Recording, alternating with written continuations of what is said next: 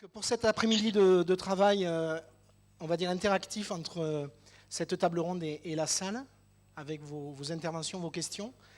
On va commencer par une vidéo d'un participant qui n'a pas pu nous rejoindre aujourd'hui, qui est M. Frédéric Dumalin, qui est le directeur de l'ARACT Occitanie. L'ARACT est représenté à l'occasion de cette table ronde par une de ses chargées de mission, que je présenterai tout à l'heure. Donc, Monsieur Dumalin nous a envoyé cette vidéo pour participer de cette manière-là à cette table ronde. Bonjour, je suis donc Frédéric Dumalin, je suis le directeur de l'ARACT Occitanie. Je devais être avec vous, directeur des structures de l'économie sociale et solidaire aujourd'hui. Je suis retenu par une importante réunion du comité régional pour l'orientation des conditions de travail, qui est une instance pluriacteur et qui a pour ordre du jour de travailler au prochain plan régional santé-travail pour l'année 2022 jusqu'à 2025. Et donc je suis amené à ne pas pouvoir passer ce moment comme nous l'avions prévu avec vous. Je dirige donc une structure qui est l'ARACT Occitanie. L'ARACT Occitanie, c'est une association. C'est une association paritaire qui est donc pilotée par un conseil d'administration dans lequel siègent pour 50% des représentants des salariés et pour 50% des représentants des employeurs. Nos financements sont pour l'essentiel des financements publics qui nous viennent de l'État par l'intermédiaire de l'Agence nationale pour l'amélioration des conditions de travail, qui nous viennent de l'État à nouveau via la DRETS, et puis qui nous viennent également de la région Occitanie. Voilà, et notre métier à nous, c'est d'essayer de comprendre ce qui évolue en matière de travail, de conditions de travail. C'est d'essayer de comprendre le mécanisme à l'œuvre et par exemple là en période de crise sanitaire, comprendre les effets de la crise sanitaire sur la façon dont les gens travaillent, sur leurs conditions de travail et sur la performance des entreprises par conséquent. C'est d'essayer de mettre en place des outils, des méthodes qui permettent de résoudre les difficultés auxquelles sont confrontés les entreprises ou les salariés et de diffuser les résultats de ces travaux vers tous ceux qui veulent agir ou peuvent agir pour améliorer les conditions de travail et la performance des entreprises. Notre cible prioritaire, c'est des entreprises qui vous ressemblent un peu puisque on travaille prioritairement vers des petites, des très petites ou des moyennes entreprises de la région Occitanie.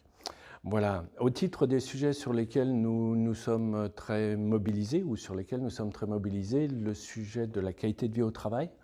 La qualité de vie au travail qui est au cœur de vos travaux aujourd'hui, si j'ai bien compris, et qui vous mobiliseront dans une table ronde tout à l'heure.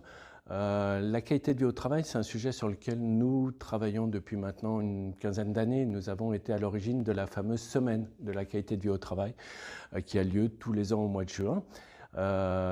Nous avons beaucoup accompagné les partenaires sociaux dans leurs travaux vers un accord national interprofessionnel en 2013, puis en 2020 portant sur la qualité de vie au travail. Et quand nous parlons de qualité de vie au travail, nous adoptons la définition des partenaires sociaux, employeurs et salariés, pour parler de la qualité de vie au travail. Et donc tout ce qui contribue à pouvoir faire un travail de qualité, c'est des questions de contenu du travail, c'est des questions de sens du travail, c'est des questions d'organisation du travail, c'est des questions de qualité des relations sociales, c'est des questions de compétences disponibles à envisager. C'est des questions d'égalité professionnelle, c'est des effets sur la santé des salariés, c'est des effets sur la santé et la performance de l'entreprise, c'est les résultats produits pour les clients ou les bénéficiaires de l'activité de l'entreprise.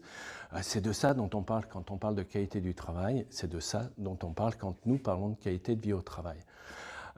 Et si le sujet central de la qualité de vie au travail, c'est de pouvoir bien travailler, dans les entreprises de l'économie sociale et solidaire, nous avons la chance d'avoir des projets sociaux qui sont utiles à des acteurs de nos territoires, utiles aux gens et aux populations de nos territoires. Et donc nous avons à cœur de faire bien notre boulot. Et nous devons le faire, et c'est peut-être un premier niveau de réflexion sur notre qualité de vie au travail, nous devons le faire souvent dans des cadres contraints, avec des enjeux à caractère budgétaire. Il faut trouver les moyens nous permettant de réaliser ces activités qui sont socialement utiles pour les gens et pour les territoires de notre région. C'est un sujet de tension potentielle et ça pose des questions en termes d'organisation. Sur les questions de contenu, de sens de notre travail, souvent on n'est pas trop en difficulté. C'est des sujets sur lesquels nos boulots nous passionnent et on sait pourquoi nos structures vont être utiles et à qui ils vont être utiles. Là où ça peut se compliquer, c'est quand la ressource n'est pas tout à fait en adéquation avec le projet qui est le nôtre et qu'il va falloir se débrouiller de cette réalité-là. Notre métier, c'est aussi d'animer des équipes, c'est d'animer du dialogue social, c'est de contribuer à ce que les gens de nos équipes soient capables de faire au mieux le travail qui permet de rendre le service pour lequel nos structures sont faites. Et ça suppose de penser des parcours, ça suppose de discuter avec nos salariés sur leurs projets professionnels, ça suppose de proposer de la formation. Et tout ça, c'est des sujets qui, évidemment, contribuent à la qualité de vie au travail pour nos salariés, pour nos équipes, mais donc aussi pour nous. Et puis, c'est tout ce qui se joue en termes de relations sociales avec les clients ou avec les bénéficiaires ou avec les usagers à qui nous destinons nos activités, avec nos salariés, avec nos gouvernances. Et donc, voilà, en fait, quand on parle de qualité de vie au travail, on parle d'un sujet qui est au cœur de ce qui nous permet de bien faire notre travail dans nos structures de l'économie sociale et solidaire. Je vous souhaite de travailler à ces sujets-là, de trouver des pistes d'action éventuellement qui permettent d'améliorer la qualité de vie au travail pour vous, directrice, ou pour les salariés de vos équipes, au bénéfice de tous ceux pour lesquels nous travaillons. Et si la RAC peut vous être utile d'une façon ou d'une autre dans ces projets d'amélioration de la qualité de vie au travail, dans vos structures, dans vos territoires, eh bien, n'hésitez pas, c'est notre métier que d'être avec vous pour vous accompagner dans ces projets d'amélioration de la qualité de vie au travail. Bon après-midi, bon travail. Au revoir.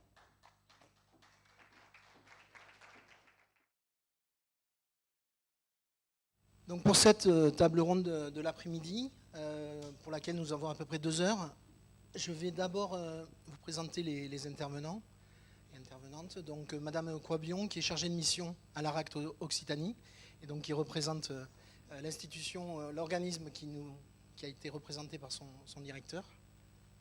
Ensuite, Monsieur Atenza, directeur général de l'ANRAS. Alors, je ne sais pas si vous voyez, mais l'ANRAS, c'est 2100 salariés, 6000 usagers, 80 établissements sociaux et services médico-sociaux. Le docteur Isabelle Proust, médecin du travail, dans le Tarn, et plus précisément à Lavore, sur l'ouest du Tarn, avec un ensemble d'établissements et de services médico-sociaux importants, un ITEP, un ESAT, un foyer d'hébergement, un SAVS, foyer de vie, foyer d'accueil médicalisé, MAS, et aussi deux EHPAD donc, sur le territoire. Donc votre expertise voilà, sera intéressante aussi par rapport aux situations et aux problématiques que vous rencontrez sur le terrain. Donc Monsieur Boulet, qui nous accueille, le directeur général de l'IFRAS, et qui a été pendant 9 ans directeur général des PEP dans les Pyrénées-Orientales. Donc votre expérience et votre expertise à la fois dans votre fonction actuelle sur la formation et aussi votre expérience en tant qu'ancien DG d'une grande organisation médico-sociale. Madame Bergeret, bonjour, donc directrice générale de l'association Cigalière, qui est une association nouvelle qui a fusionné deux associations il y a quelques années. 360 salariés, 800 personnes accueillies ou accompagnées, avec un sous-titre de l'association qui est très esprit de la loi de 2002, accueillir et accompagner, voilà, dans le Gard. Merci de nous avoir rejoints pour cet après-midi. Monsieur Christophe Etchart, qui est psychologue du travail, qui à la fois travaille, c'est vous, au service de santé au travail des hôpitaux de Lannemezan, dans les Hautes-Pyrénées, et qui a aussi une expérience de conseil dans les secteurs sanitaires, médico-sociaux, de l'aide et du soin à domicile, dont il y a eu quelques annonces sur l'aide à domicile il y a quelques jours, avant les assises nationales de la santé mentale. Et pour terminer ce tour de table, Madame Villa, sociologue du travail, qui travaille en institution sociale et médico-sociale en Occitanie, Haute-Garonne, Tarn, d'autres départements. Voilà. Et vous aviez écrit il y a quelques années dans un support de formation que nous avons eu avec plaisir, évolution du manager dans sa posture et dans sa fonction. Ouais. Voilà. Je me posais juste la question, en fait, pourquoi les femmes respectent les normes et pas les hommes? C'est la sociologue. C'est le rapport à la domination. Alors c'était pas...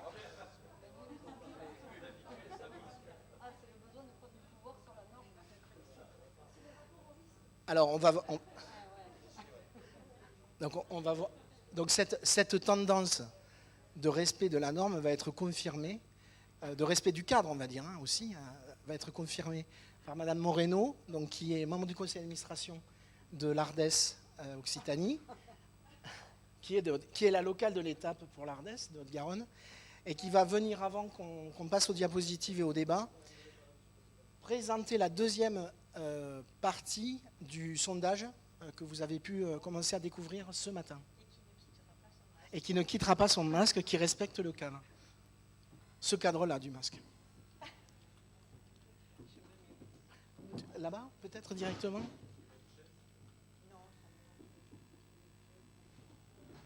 Voilà, sur les conditions de travail. Donc du sondage, on rappelle, avec 150 répondants, sondage organisé dans l'été 2021 par l'Ardès. Je suis là pour vous rendre compte de la deuxième partie du questionnaire que nous avons reçu à l'Ardès. Et donc la QVT avec ou par les directeurs. 70% des directeurs font bénéficier en fait leurs salariés d'une politique de QVT, mais paradoxalement, eux n'en bénéficient pas. C'est-à-dire qu'ils peuvent mettre en place la démarche de QVT sur leur établissement, mais par ailleurs, ils ne se sentent peut-être pas concernés, ou alors, en fait, c'est les parents pauvres, c'est-à-dire qu'ils ne pensent peut-être pas toujours à eux. Donc ça, c'est quand même quelque chose à souligner dans ce que nous avons reçu. En orange, la couleur orange, 76% des directeurs ne sont pas associés à l'élaboration d'une politique de QVT formalisée. Donc c'est quand même important de dire que soit la QVT est mise en place par les IRP et le personnel, ou alors qu'ils délèguent à leur chef de service, mais enfin c'est quelque chose qu'il est important de noter. Autre sujet, le transport et le logement. Bon, ça fait partie aussi des conditions de travail, et donc il est à noter que 56% des directeurs vivent à moins de demi-heure de leur lieu de travail. Bon, ça c'est plutôt intéressant. Par contre, on met un modérateur, hein, sachant que ma collègue l'a dit ce matin, nous vous donnons les premières pistes de ce questionnaire, mais ce questionnaire sera retravaillé avec une analyse beaucoup plus qualitative, de façon à avoir un rendu un peu plus précis quant au profil, etc. Parce que là, mettons, on pourrait dire, il y a plusieurs interprétations possibles, plusieurs lectures, on pourrait dire que l'ancienneté de la fonction impacte cette diapositive. C'est-à-dire, on pourrait dire qu'effectivement, bon, les plus anciens avaient, mettons, ont une voiture de fonction, que maintenant, on pourrait dire plusieurs choses, que les nouveaux prennent leur voiture personnelle, voilà. On ne peut pas être certain encore des résultats, mais ce qui est sûr, c'est que 50% sont à moins d'un quart d'heure ou d'une demi-heure de leur travail et utilisent aussi leur véhicule personnel. Parallèlement, on a 50% qui ont une voiture de fonction et très peu, on va dire, qui font un mix entre la voiture de service et la voiture de fonction. Bon, on ne parle pas des logements de fonction parce que maintenant, effectivement, c'est un petit peu tabou, hein. Il y a très peu de directeurs qui accepteraient d'être dans un logement de fonction, et puis ce n'est plus tellement d'actualité, hormis peut-être pour certains établissements qui le nécessiteraient. Autre sujet, on va dire les astreintes. Alors là, les astreintes, c'est parlant aussi, hein. Dans ce que nous avons reçu, 70% des directeurs sont soumis à des astreintes, ça c'est normal. Mais certains ont répondu qu'ils étaient soumis tout le temps, c'est-à-dire ils sont tout le temps en astreinte, tout le temps en veille. Donc je pense que ça participe grandement aux conditions, on va dire, de travail. Et l'effet miroir de est-ce qu'on peut être dérangé en dehors des astreintes aussi est très parlant, puisque tout de même, on va dire que 80% peuvent être dérangés par le cadre d'astreinte. Bon, là, c'est logique aussi, rien à dire. mais on voit que 60 ou 70% peuvent être dérangés par tous, c'est-à-dire tous les salariés. Et là, quand même, il y a quelque chose à souligner. Donc, est-ce que c'est un modèle organisationnel? Est-ce que c'est un problème de délégation qui n'est pas suffisamment clair? Mais je veux dire, dérangé par tous les salariés dans un établissement, c'est un peu dérangeant. Par sa hiérarchie, c'est normal aussi qu'on puisse être dérangé. Donc voilà, la deuxième courbe est assez parlante quand même. Ça veut dire que on sait que dans une fonction de direction, on est engagé, on sait qu'on est la plupart du temps passionné et qu'on ne donne pas, on ne lésigne pas sur le temps de travail, mais de là à être tout le temps dérangé hors astreinte, bon, je pense que ça mérite réflexion et ça mérite effectivement de creuser un petit peu ça. On peut être joignable, mais pas être forcément dérangé. Le droit à la déconnexion, on va retrouver à peu près le même schéma. C'est-à-dire que il semblerait que pas mal de directeurs soit n'ont pas eu l'information légale qu'ils pouvaient se déconnecter, ne pas prendre l'ordinateur à la maison. Donc 4 directeurs sur 10 ne bénéficient pas apparemment de cette information légale à ce sujet. Et il n'y a que 2% des employeurs qui vérifieraient le respect du droit à la déconnexion de leur directeur. J'ai envie d'ajouter à cela quand même que est-ce que ce n'est pas de la responsabilité du directeur de savoir se déconnecter de son travail en dehors du temps de travail. Ça, personnellement, j'ajoute ça, c'est-à-dire c'est une question. Je crois que ce n'est pas aux directeurs généraux de dire vous pouvez vous déconnecter, mais c'est plutôt au directeur de savoir effectivement se déconnecter pour se libérer un petit peu l'esprit et pouvoir être plus efficient ensuite lorsqu'il revient au travail. On passe au temps de travail et au congé. Également, la majorité des réponses ont mis en évidence que les congés étaient souvent décalés et 18% n'arriveraient même pas à les prendre. Donc, à l'ère où on parle de la qualité de vie au travail, ça paraît quand même assez énorme. Mais voilà, c'est les réponses que nous avons eues. Donc là aussi, à questionner, est-ce que les délégations sont suffisamment claires? On ne les a pas questionnées, peut-être que ça aurait mérité qu'on questionne les délégations dans le questionnaire. Est-ce qu'elles sont suffisamment claires pour que le directeur s'autorise, on va dire, même si tous nous savons qu'on a été amenés à décaler les congés pour telle ou telle raison, mais décaler c'est une chose, ne pas les prendre, c'en est une autre. Et pour le temps de travail, c'est encore plus, on va dire, hétéroclite, puisque, comme vous le voyez, il n'y a pas de mesure pour le temps de travail. Tout ce qui est en bleu, ça veut dire qu'il n'y a pas de mesure pour leur temps de travail. Tout ce qui est en orange, c'est d'une façon informelle. Ils ne mesurent pas leur temps de travail. Alors c'est vrai que le directeur bénéficie d'une autonomie qui peut être la controverse et à contrario, peut-être que c'est ça. Hein. Donc autonomie ne veut pas dire corvéable à merci aussi. Donc voilà, le résultat, c'est qu'il n'y a que 5% des directeurs qui formalisent leur temps de travail. C'est un sujet à méditer aussi, peut-être pour améliorer la qualité de vie au travail, parce que moi je pose la question aussi, si le directeur ne compte pas, alors on ne le compte pas le temps de travail, mais s'il n'a pas une mesure quand même qui donne une indication sur le temps de travail, qu'en est-il des salariés aussi? C'est-à-dire que bon, ça veut dire que dans l'établissement, il y a quand même peut-être quelque chose à faire de l'ordre de formaliser au moins le temps de travail, y compris du directeur. Là, j'ai le temps de travail, oui, je sautais une diapositive, et l'étendue horaire, bon, ben, c'est pareil. On retrouve un petit peu la même chose, hein, plus de 60 heures pour la majorité des directeurs par semaine.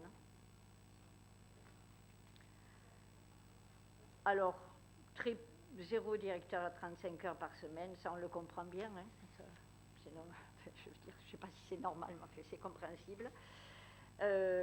Par contre, bon, il y a un petit nombre qui travaillerait plus de 60 heures par semaine, 8%.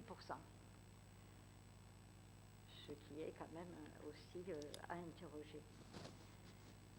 Quant au travail avec les équipes de direction, la question a été posée, travaillez-vous en équipe de direction? Bien, 78% des directeurs indiquent penser à agir au moins régulièrement en équipe de direction, donc 36% systématiquement. Mais on peut se poser la question, puisque quand même nous connaissons tous de grands moments de solitude, pourquoi il y a tant de moments de solitude chez les directeurs si le travail en équipe de direction est efficient. Normalement, il ne devrait pas y avoir ce vécu ou ce ressenti. La gestion des RH et les personnalités difficiles. Alors, la moitié des directeurs nous disent ne pas avoir à souffrir de personnalités difficiles au sein de leur établissement ou service.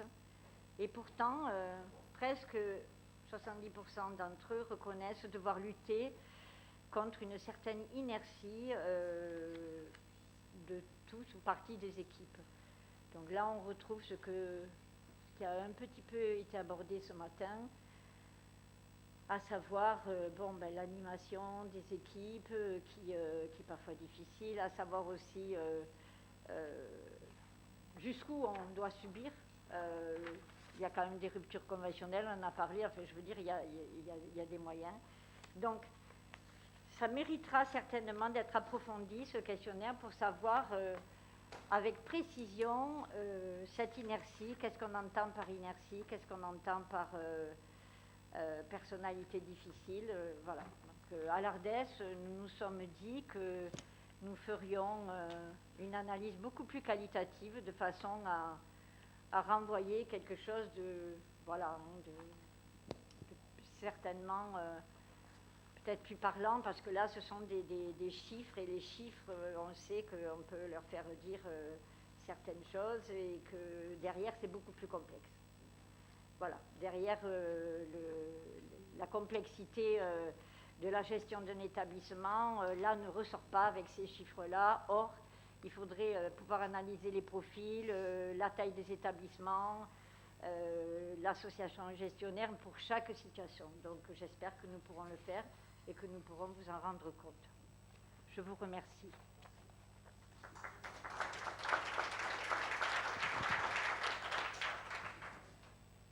Donc vous recevrez dans les prochains jours par mail en PDF les résultats de ce questionnaire tels qu'ils sont présentés aujourd'hui. On a pu les finaliser avec le collègue Éric Goyard seulement au milieu de la semaine, jusqu'à avant-hier. Et effectivement, il faut aller plus loin dans l'analyse, et puis aussi voir de quelle manière l'association se positionne sur des recommandations, puisque ça faisait aussi partie du questionnaire, une partie contribution que chaque personne renseignant le questionnaire pouvait compléter en disant des pistes d'amélioration que lui voyait. Donc on a aussi ces éléments qualitatifs qui ne seront pas projetés aujourd'hui, mais voilà. Donc vous recevrez les premiers chiffres dans les prochaines semaines, et puis je pense en début d'année 2022, un travail plus étoffé au niveau de l'association. On en profite pour vous le dire, vous êtes libre d'adhérer ou de ne pas adhérer à l'association, mais si vous voulez adhérer, c'est possible, vous avez des formulaires d'adhésion, et tout ce que nous réalisons aujourd'hui pour cette journée est fait avec l'appui d'un salarié qui est à mi-temps à l'ARDES, et avec l'appui militant et bénévole des membres du conseil d'administration. Donc, comme toute association, comme tout modèle associatif, ça a été évoqué ce matin, nous sommes aussi à la recherche de bonne volonté, de militantisme et de bénévolat. Pour commencer cette table ronde, une question, une interrogation à laquelle chaque participant va répondre rapidement, et puis après on fera un échange évidemment avec la salle. Il y a beaucoup de sigles, ce matin il a été parlé de la TVA, je crois. Donc il y a 3 lettres aussi, mais Donc des RPS, des risques psychosociaux, qui était un sigle qu'on pouvait connaître il y a 4-5 ans, à la QVT. Est-ce que c'est une simple évolution de sigle ou est-ce que c'est un changement de paradigme? Donc, comme les hommes ont mal respecté la consigne du masque, je commence par vous, Monsieur Boulet, pour votre sentiment sur cette question, cette interrogation, qui n'est pas un piège, qui peut vous permettre... Vous pouvez faire comme les hommes politiques, ne pas répondre à la question, avoir une intervention déjà prévue, ou alors répondre à la question, comme vous voulez.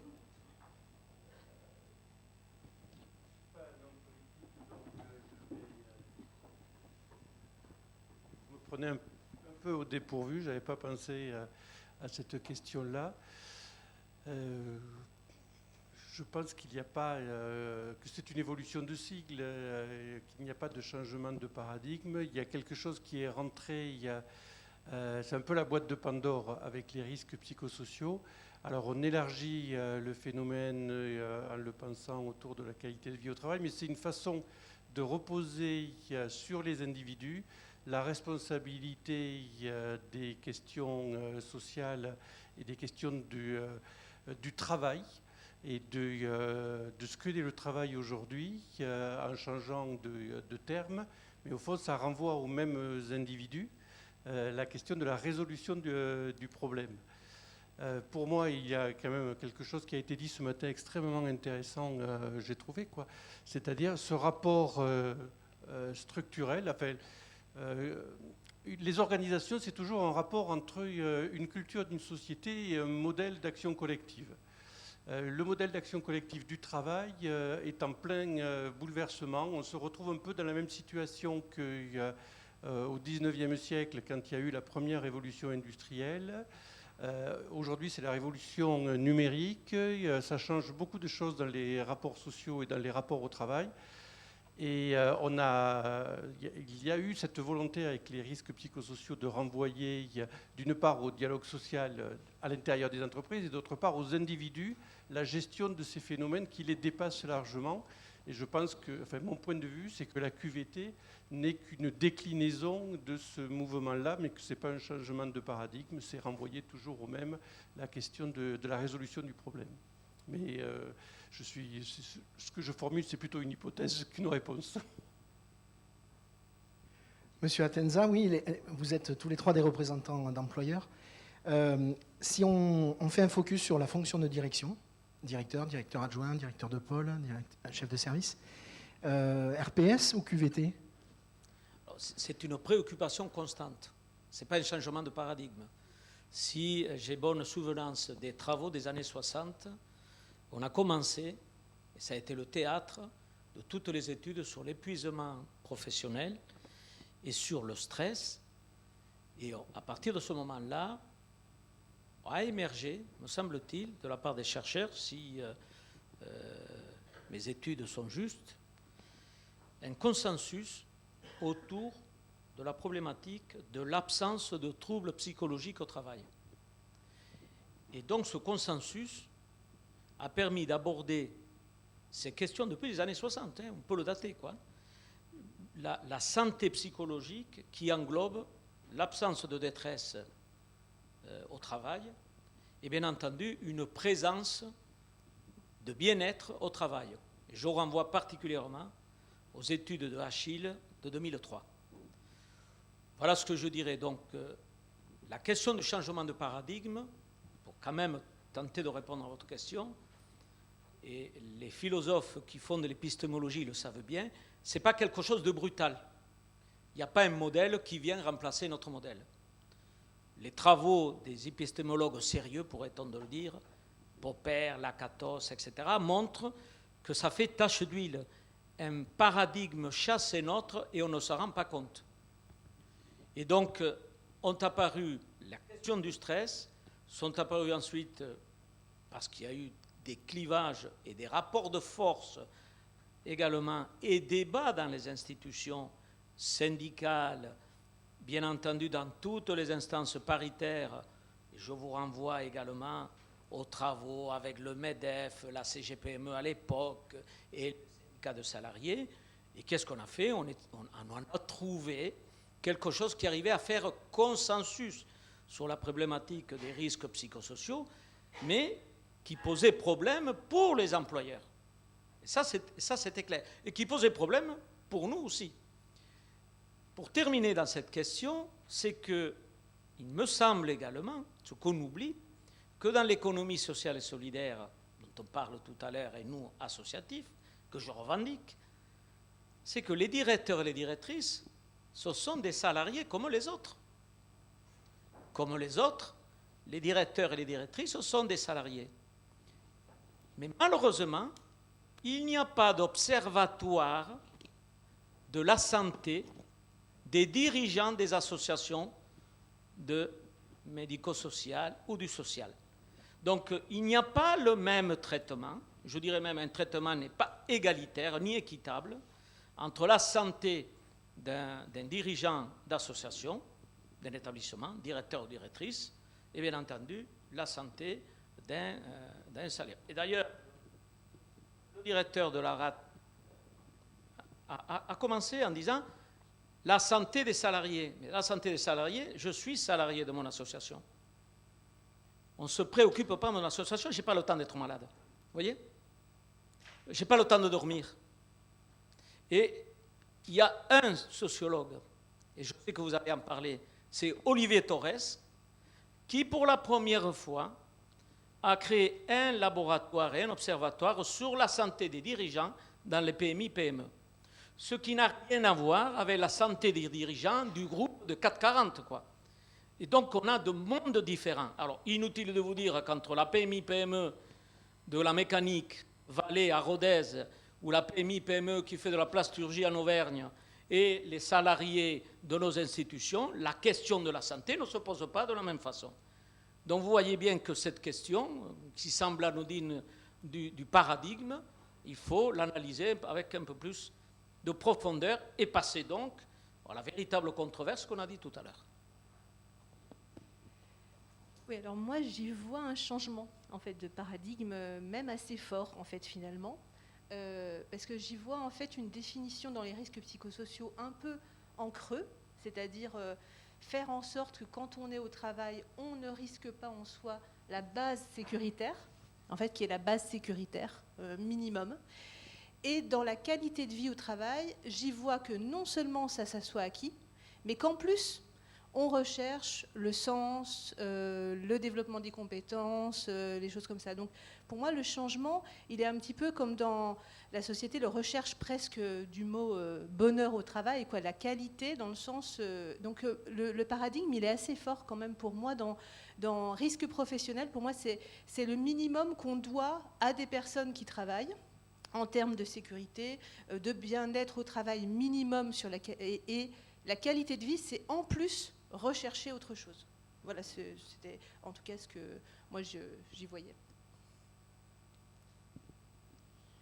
Peut-être dans la continuité de ce que vous évoquez, pour moi, en tout cas au niveau du réseau Anactara que je représente, on est vraiment sur une approche complémentaire RPS-QVT. Pour se remettre un petit peu dans le bain de pourquoi il y a eu un accord national interprofessionnel des partenaires sociaux en 2013, qui en fait ont établi cet accord sur la qualité de vie au travail, c'était effectivement en lien avec ce qui se passait au niveau des risques psychosociaux.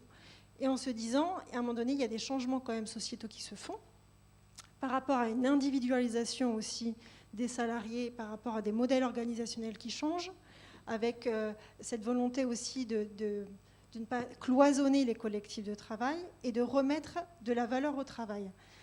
Dans cette optique-là, de se dire que la qualité de vie au travail, c'est un levier d'attractivité et de prévention.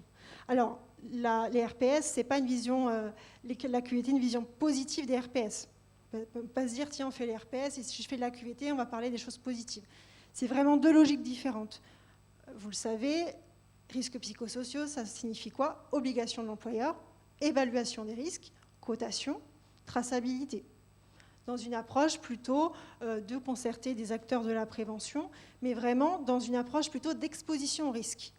Il y a une exposition, il y a un risque, il faut à tout prix essayer de trouver des actions correctrices ou de les prévenir, si possible. Et la QVT, c'est vraiment un autre registre. C'est de se dire que dans la qualité de vie au travail, dans l'ensemble des pétales que Frédéric a exposé juste avant, il y a l'intégration des RPS. C'est plutôt de se dire, au sein d'une structure, c'est déjà un engagement volontaire d'une structure d'aller sur la qualité de vie au travail. Ce n'est pas une obligation, à part pour la négociation pour les plus de 50. Mais après, ça ne signifie pas qu'il y aura un accord derrière et puis une volonté d'aller vers un accord, mais plutôt de se dire comment on va favoriser la construction, l'engagement, le sens au travail. C'est vraiment ça qu'il y a derrière. Et après, c'est vraiment une méthodologie qui est complètement différente des risques psychosociaux, même si on est sur une conduite de projet, avec une intention de mettre en cœur, orchestrer tous les acteurs de l'entreprise, c'est-à-dire le management au niveau de la gouvernance, du management de proximité, des représentants du personnel, des salariés. Ce n'est pas un sujet RH, ce n'est pas un dossier qu'on met sur la pile en disant « Ah tiens, j'ai le dossier QVT, il va falloir que je m'en occupe tout seul dans mon bureau ». Non, c'est de le faire en concert avec l'ensemble des acteurs et de se questionner sur les enjeux, de travailler sur le sujet. En gros, la QVT, c'est comment faire un travail de qualité dans de bonnes conditions pour concilier à la fois la santé au travail, se sentir bien, d'être bien au travail dans le sens de s'épanouir, de développer aussi ses compétences, etc., et de concilier la performance globale. Quand on parle de performance, on a tous les sens de performance économique, mais aussi favoriser les relations au travail, favoriser également le dialogue professionnel, etc.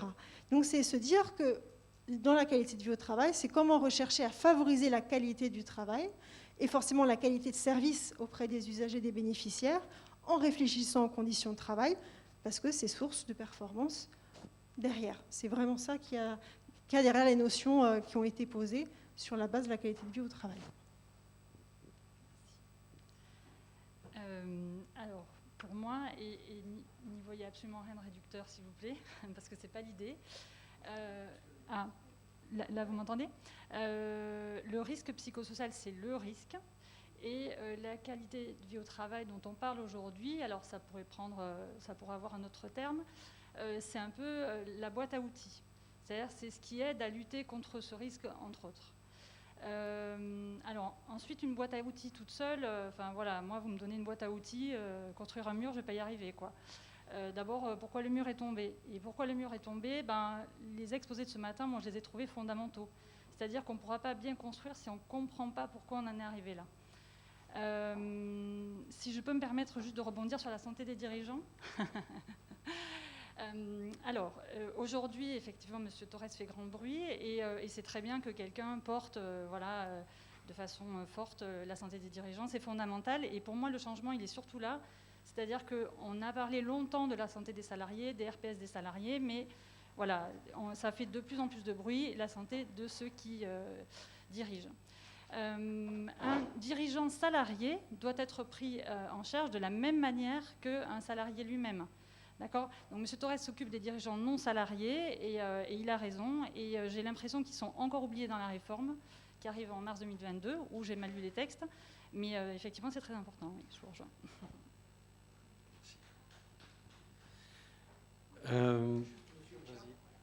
Est-ce que dans l'accord de l'ANI, le premier de 2013 et le deuxième de 2016, est-ce que la question des dirigeants avait été abordée par rapport à la QVT ? Est-ce que les représentants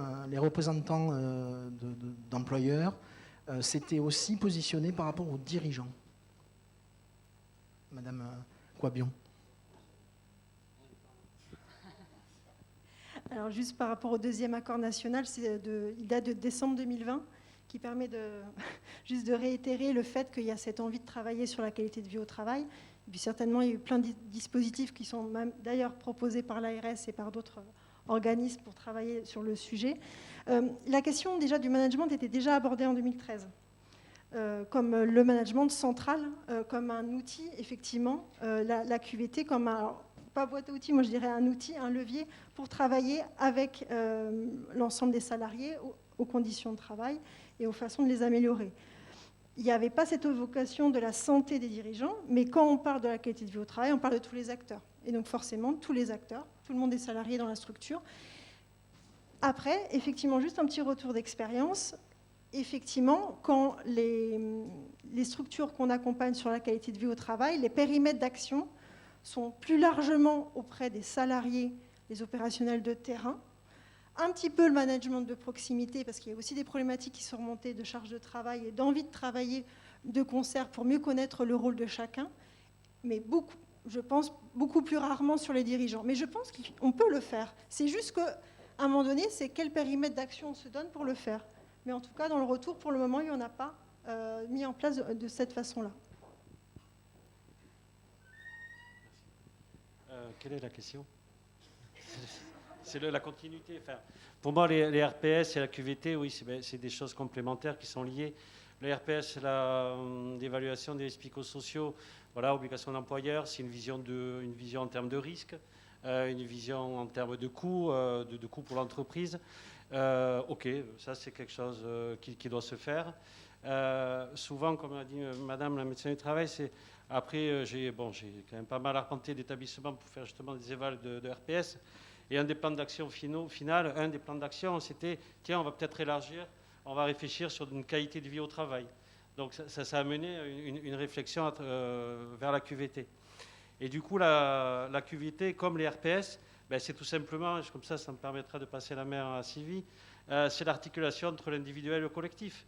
Donc c'est l'individu dirigeant qui, partout où j'ai pu faire moi des évals RPS, le dirigeant, il était partie prenante des groupes de travail, il était partie prenante aussi de sa propre difficulté, où il repérait avec nous les déterminants qui faisaient qu'il pouvait avoir une problématique en santé au travail, et une problématique de stress, etc. Donc j'ai jamais vu des établissements où ça peut être comme ça dissocié, d'un côté les salariés, d'un côté la direction. Ça, j'ai jamais vu. Donc l'articulation de l'individuel et du collectif, ça c'est évident, c'est un point commun entre ce qui va déterminer un risque psychosocial et ce qui concourt un peu aussi à la QVT. Et pour finir, donc c'est l'articulation entre l'individu et le collectif pour penser, réfléchir au contenu du travail. Et le contenu du travail, de quel contenu on parle, c'est l'évolution du secteur, la transformation de l'offre médico-sociale. Vous êtes tous complètement percutés par ça. Pour avoir la chance de faire plusieurs secteurs d'activité, tout le monde réfléchit à cette évolution de l'offre à proposer aux usagers, aux bénéficiaires. Donc oui, il faut penser QVT parce que du coup, comme on est tous dans ce mouvement qui bouleverse les choses, à un moment donné, il faut que vous recentrez entre vous, le collectif, pour réfléchir. Et pour réfléchir, vous avez Sylvie. Sur les aspects managériaux. Là, je suis en risque. Non, juste, je ne sais pas si je vais répondre à la question, mais par rapport aux interventions du matin, je vais dire que les rappels des contextes, de l'histoire, ça permet quand même de comprendre comment le mur est entier, quand est-ce qu'il s'effrite. Et je pense que les causes, c'est toujours important, avant les démarches et les boîtes à outils. J'avais déjà envie de dire ça. Je voulais dire aussi que la qualité de vie au travail, c'est pas du tout né en 1972. Ça, c'est la démarche, c'est l'obligation, c'est un ensemble de protocoles de nouveau. Parce que déjà en 1930, il y a quand même l'école des relations humaines qui avait déjà analysé le système de travail, qui montrait les problématiques d'aliénation au travail, y compris chez les responsables.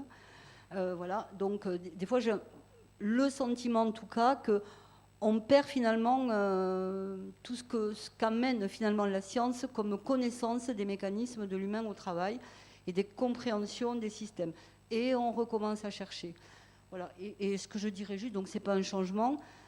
Moi, le risque que je vois dans risques psychosociaux, et je suis très respectueuse des démarches et du travail QVT, mais le risque que je vois, et en tout cas moi, ce que je peux observer dans les établissements, c'est comme la démarche qualité.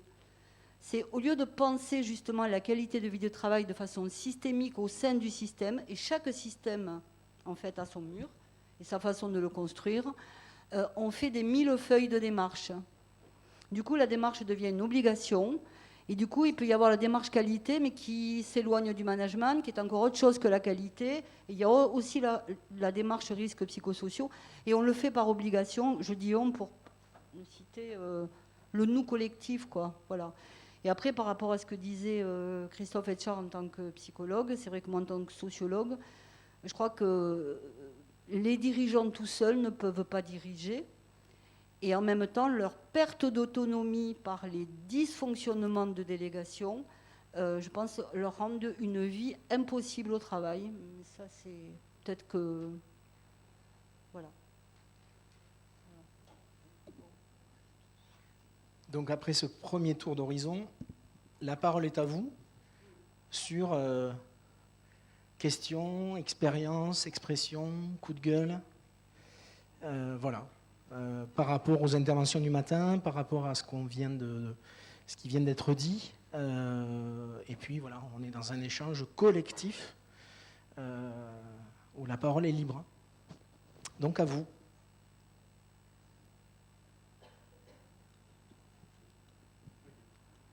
Je voulais effectivement rebondir. Ça marche là, oui? Je voulais rebondir sur votre intervention, votre dernière intervention. Et c'est vrai que quand on est dirigeant, on a quand même cette responsabilité qui pèse, responsabilité pénale, responsabilité civile, responsabilité garante du bon fonctionnement de l'établissement. Donc déjà l'institution a pensé. L'institution, il faut la traduire aussi aux salariés parce qu'il faut une communication pédagogique. Et aussi, on a tout ce qui est de l'agir. Et donc, en fait, entre la démarche qualité, les évaluations externes, les RPS, maintenant la qualité de vie au travail, c'est vrai que ça s'empile et que je me demande si à un moment donné, c'est pas subi alors que ça devrait être vécu comme un plus, et bien ça va être subi parce qu'il y a trop de choses et peut-être qu'à un moment donné, il va falloir réfléchir comment simplifier toutes ces démarches. Avant, la qualité de vie au travail, on la vivait. Je parle des années, il y a 20 ans, hein, moi je commence à être maintenant un petit peu dans un âge certain âge. On la vivait. Maintenant, on a besoin de faire une démarche de qualité de vie au travail. Moi, ça me questionne.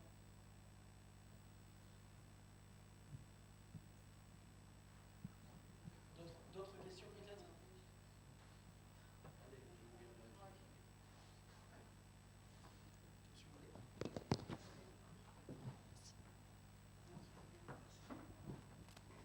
Oui, je voulais réagir à ce que vous disiez.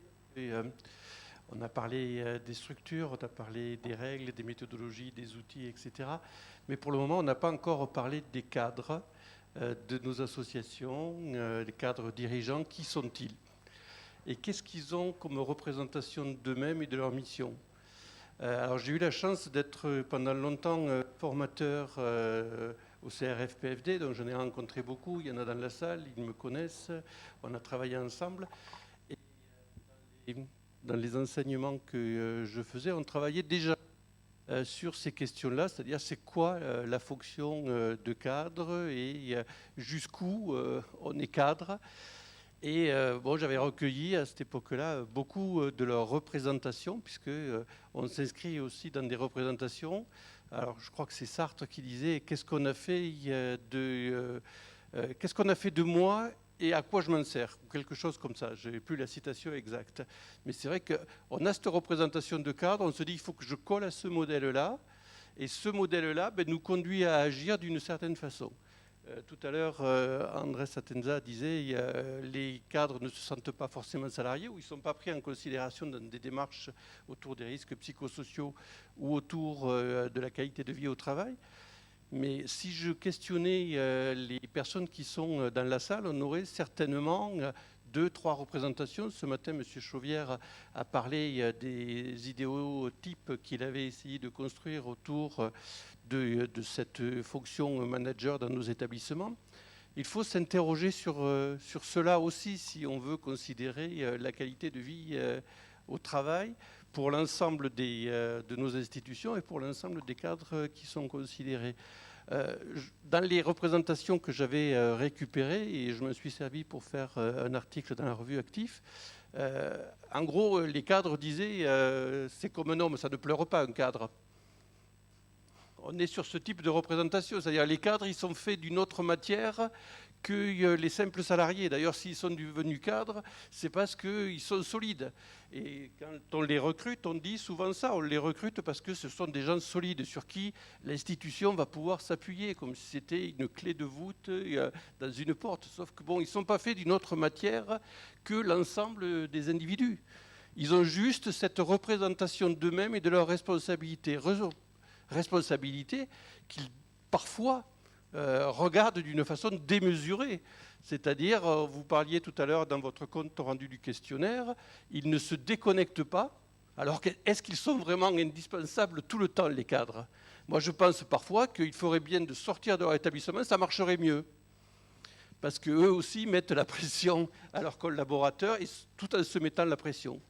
Voilà, je pense qu'il faut aussi qu'on parle de cette fonction particulière, qui n'est pas que administrative, elle est aussi symbolique, mais elle est aussi une représentation auquel chacun de nous peut adhérer d'une façon particulière. C'est la nôtre, c'est ça, mais elle construit notre pratique. Vous avez posé la question de cette journée, c'est la qualité de vie au travail des directeurs, des directrices. Vous n'avez pas dit, l'ARDES, la qualité de vie au travail des salariés dans nos institutions. Vous avez voulu faire un focus sur les directeurs, les directrices. Cela veut dire clairement, soit il y a un manque dans l'institution, soit il y a un manque quelque part dans la façon de traiter la santé particulière des cas, ce que j'appelle moi des dirigeants. On est associatif, mais on est des dirigeants. On a des délégations, on prend des décisions, les budgets sont contraints, on ne va pas y revenir tout ça, mais on prend des décisions. Et on prend des décisions pour nos salariés, et on, légitimement, on se pose la question, mais qui s'occupe de nous? Et moi, je pose la question, y compris directeur général, mais qui s'occupe de moi? Moi, je ne voudrais pas être polémique avec personne. Moi, je suis tranquille avec ça. Mais la médecine du travail, en 8 ans, elle ne m'a pas convoqué. D'ailleurs, je ne suis même pas allé moi-même. Donc, je suis déjà en faute. J'aurais dû me convoquer moi-même. Et si quand je suis convoqué, je ne vais pas parce que... Et vous savez pourquoi? Parce que je n'ai pas le temps d'y aller, parce que je n'ai pas le temps d'être malade. Et c'est ce que Olivier Torres dit pour les dirigeants en disant on est dans une situation particulière. Et donc, du coup, après, on doit régler des problèmes qui sont des problèmes de nos salariés, avec, bien entendu, nos partenaires sociaux. Heureusement qu'ils sont partenaires, sinon ça serait terrible, parce que si on disait ennemis, non, ils sont partenaires. Mais inutile de vous dire que c'est jamais le monde des bisounours avec les partenaires. Et surtout quand on aborde ces questions-là de santé, qui sont par nature des situations clivantes, c'est-à-dire voire même dogmatiques. Et donc, trouver un angle d'attaque, trouver la ligne de crête qui permette en effet de balancer la vie personnelle, moins de stress pour le dirigeant, pour prendre les bonnes décisions. Et bien entendu, qu'un type moins stressé, ben, c'est quand même mieux. Quelqu'un qui est bien dans sa peau, c'est quand même mieux. Mais tout le monde connaît ça. Et on est d'accord. Le bonheur au travail, mais tout le monde en rêve. Mais qui peut vous dire objectivement dans une enquête, non, le bonheur au travail, je n'en veux pas, je veux que du bonheur à la maison. Mais vous rêvez, on passe notre vie à travailler. Donc, ces questions-là, me semble-t-il, il faut les aborder. Mais ce n'est pas moi qui les aborde, c'est vous qui les avez mis là. Donc, c'est bien problématique. Donc, il faut le traiter. Madame Proust. Madame Proust pour la médecine du travail. Bien sûr. Mais je vous cherchez, vous le savez. Zone des coquilloux, Slavor. Comment dire? Effectivement, on n'est pas obligé d'être clivant et dogmatique. Je rebondis sur la fin de votre discours. Ensuite, non, je voudrais vraiment insister sur 2 choses. Je suis absolument désolée que votre service santé au travail ne vous ait pas convoqué, mais ce n'est pas le mien, donc je ne peux pas prendre la responsabilité de tous les services santé au travail de France. Ensuite, vraiment, il y a 2 différences aujourd'hui en France. Il y a les dirigeants qui sont salariés et donc qui sont déclarés sur les listes en santé au travail et qui doivent être vus, ou au moins, sachez-le, vous pouvez être reçu par votre médecin du travail à n'importe quel moment, que vous soyez en activité ou en arrêt. Voilà. À votre demande, c'est toujours possible. Demande de l'employeur, pas toujours. Mais à votre demande, c'est toujours possible, vous serez toujours reçu. Et si besoin, vous serez orienté vers des psychologues du travail, des psychiatres, des médecins généralistes, enfin, ce dont vous avez besoin. Ce qui n'est pas prévu aujourd'hui, et c'est un vrai problème, c'est les dirigeants non salariés des structures. Et c'est le combat de M. Torres. Voilà. C'était juste pour clarifier. Merci. Juste, je voulais intervenir en complémentarité, parce que j'ai un peu parlé tout à l'heure du DUD, la délégation. Pourquoi en fait ces dirigeants et pas salariés? Parce que je ne sais pas si vous êtes tous dirigeants dans la salle, et la différence avec les salariés, c'est que à la frontière de l'institution, même s'il y a une association gestionnaire. D'ailleurs, en général, les projets associatifs, la gouvernance ne sont pas interrogés ni connus par les salariés, peu. Vous portez l'autorité, cette fameuse autorité. Et j'entendais ce matin en fait qu'il y avait une défiance par rapport à l'autorité. Moi, je crois plutôt que les salariés, ils s'accrochent à l'autorité, ils ont besoin de l'autorité. Le chef, quand il n'est pas là, on le cherche. Voilà. Et quand il est là, on aimerait qu'il ne soit pas là. En tout cas, il est tout le temps présent et il porte quelque chose de très fort, quoi. Et là aussi, je pense qu'en termes de qualité de vie au travail, porté seul, avec des délégations à peu près sans marge de manœuvre, en étant dans une posture d'exécutant, dans un système où le collectif attend de vous que vous soyez au contraire une autorité libre, décisionnaire, qui se positionne, qui fasse du... Ben c'est hyper difficile à porter, quoi. Enfin, c'est juste des petites observations de terrain. Vous me dites, Madame Bergerie, si vous voulez les diapos. Oui, juste après, on pourra. Oui, je veux bien. D'accord. Alors moi, je voulais rebondir sur la notion d'outil. Madame, là, vous avez touché quelque chose qui, moi, alors je vais parler à titre personnel. S'il y avait quelque chose qui m'embête dans ma qualité de vie au travail, fortement, c'est l'évolution de ce système qui mange le système. Et encore un outil de plus, et on parle de QVT, de choses en strate. Et oui, il y a des personnalités difficiles, oui, il y a le contexte quotidien, etc. À la limite, ça, finalement, presque on le savait. Parce que je veux dire, il faut aussi se dire qu'un travail, il y a des contraintes. On a un salaire, on est sécure de base. En responsabilité, on a des choses qui sont des fois difficiles à vivre. Mais finalement, ça, à la limite, quelque part, voilà, on a peut-être des outils dont je parlerai tout à l'heure, mais... Moi, des fois, je ne sais pas faire. Des fois, j'en parlerai aussi tout à l'heure, de je ne sais pas faire. Mais l'outil qui devient une fin en soi m'exaspère et pourrait, dans quelques années, me faire changer d'orientation. Je dis clairement, dans quelques années. Je n'ai pas dit tout de suite, je ne fais pas une annonce. mais en fait, voilà, pour faire une métaphore, donc Virginie va peut-être en avoir marre de cette métaphore, mais tant pis, je l'assume. Moi, je suis une passionnée de cuisine. Moi, j'aime bien, le but en soi, c'est de sortir un plat, et de le sortir et de le faire bien, et de prendre du plaisir. Par contre, pour faire ce plat, j'ai des tâches qui ne me plaisent pas tout le temps, éplucher des pommes de terre, nettoyer mon plan de travail, etc. Mais ça fait partie du truc. Donc finalement, la qualité de vie au travail, c'est pas là, c'est comme ça. Et puis, quand je fais mon plat, en fait, j'ai un ensemble qui fait que j'ai le but en soi et j'ai du sens.